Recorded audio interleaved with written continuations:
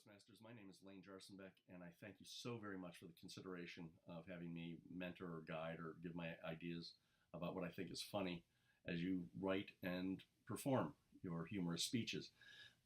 I think I'm way out of my depth. I'm not qualified for the job, but I appreciate it. I truly do, and I'll do the very best that I can. I wanted to be Groucho when I was 11. I guess that's a qualification. I don't know. So, how do we begin? To me, everything is funny. Any topic is funny. Uh, for example, I was living in Syracuse for 7 years, and my mother died, so I had to come back. And people would ask, "Oh, why are you back in Florida?" "Oh, well, I had to come back. My mother had died, and I had to come back and take care of my father. But I must not have done a very good job because he's now dead as well." And when I said that as an intro to my Toastmasters group, nobody laughed. It was as though I kicked a puppy in front of them. And so I guess that brings me to know your audience. So, whereas I think everything can be funny, I'm not most audiences. No matter how intellectual they say they are, or how open-minded they say they are, or how conservative they really are, they're all really conservative. There's going to be something that offends everybody. So it's best, even though there are 100 different ways to make people laugh. There's alliteration, satire, there's puns, the callback, misdirection, costumes, props, puppets, a lot of ways to make people laugh. But there are very, very limited amounts of types of audiences. So my thinking is you think in terms of the most narrow-minded people, and you try and build on that. And also when you're writing your story, the topics that you choose.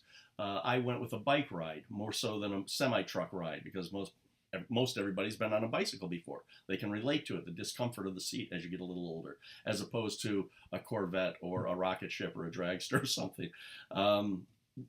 And as stubbing your toe in the middle of the night, that's something that even small children can empathize with, and that way the audience is truly included in the story. So I suggest doing that. Know your audience, think in terms of your audience, and you don't want to offend your judges. Even though satire is really clever and it can work, but you kind of limit yourself a little bit because you never know when you're going to hit that judge or that audience members, and suddenly they just stop laughing. So, which brings me to alliteration and satire. They're clever and can be funny, but this is a humor contest. So if you want to be clever, wait for the Toastmasters Most Clever Contest. In humor, try and be funny. And I'll leave it at that.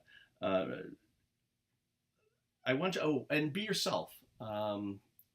It's important to be yourself, and that's both your persona. Well, unless you're not funny, don't be that person.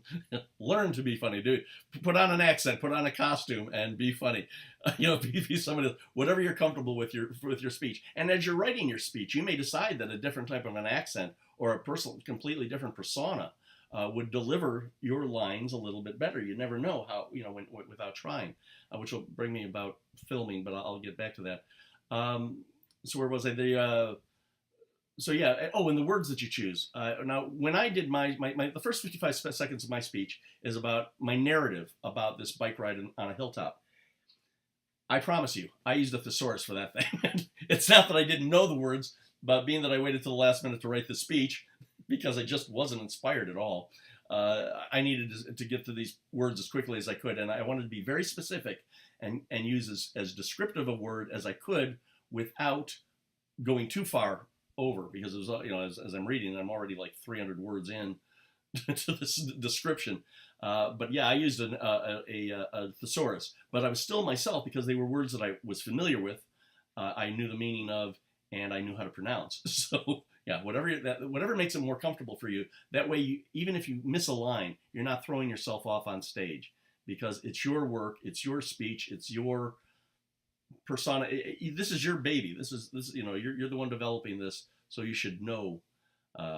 You'll know it, and the more comfortable that you are with it, the less that you're going to be thrown if you should happen to make a mistake, which often happens. Which brings me to film yourself as often as possible. Do your speech just as often as you possibly can. You don't want to go to the same clubs over and over and over again, because you never know who's going to be a judge at some of these events, and you don't want your judge to already know your routine and be bored, or not grade you quite as high.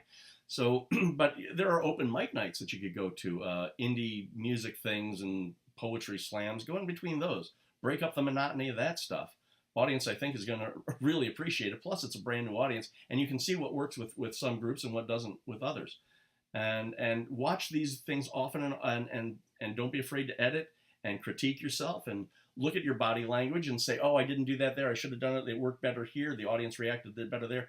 And because your speech is your child, and like a child, you want to give it all that you can. You want to as many experiences as you can, and you develop it and become stronger and better and nicer. And that way, when it goes off into retirement, like my speech, it will be the best that it possibly can be. I didn't do this, so my speech never got to be the best that it could be. I gave my speech 4 times. I gave it a club, I gave it an area, I gave it a division, I gave it a district, and now it's retired and in mothballs. And I think it's a shame. I wish I would have done more. Even that final speech, I say "and" a bunch. I missed a punchline. It was horrible. I thought that the speech deserved somebody better than me. I am just a terrible parent. So, as often as you can, by all means, do that. Watch your speech and critique it, and get a videotape. The judges in general are going to be looking for a lot of different things. I don't know if they've already gone over this with you at your club. They're going to be talking about stage presence and vocal variety, which I say is delivery, is important, especially in humor. Delivery and timing is crucial, and it's not easy. Not everybody is good with timing, so you can work on that. I suggest watching old movies, especially the old black and whites. The timing with those comedians is amazing sometimes, especially with the absurd and certain misdirections. There is where was I? Body language is another thing they're going to be grading on. Now, fortunately, with me, when I wrote my speech, I had body language in mind. I knew that it was going to be a story about chaos, and I thought body language and gestures would really make an impact, where one motion could truly improve where 30 adjectives would fail. So body language can do. Terry Babbs, who has won twice. He's from Dunedin Toastmasters. He's a great speaker, and I've suggested to him to also help with your group. So hopefully he has, and you've gotten in touch with him. Terry's won twice. Both of his speeches are on YouTube. He has one called "Do You Want to Dance?" And if you haven't seen it, by all means do. He has this choreography as far as body language goes and gestures. He has this one choreography. It's very simple, and he's talking about girls in poodle skirts. And it's brilliant.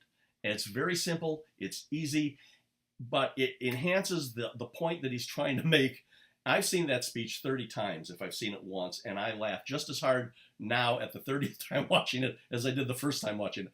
It's inspired, and therefore I believe in body language 100%, that it can truly add where words can fail. So I guess that's as much as I can think of at this point. If anybody needs anything, my name is Lane. By all means, email me and get in touch. I'm more than happy to try and meet up wherever you're going to be trying to perform or giving your speech. If you want to send me portions of it or your entire speech, I'll try and punch it up for you or give ideas of what I think might work. Again, it's your speech, whatever you're comfortable with.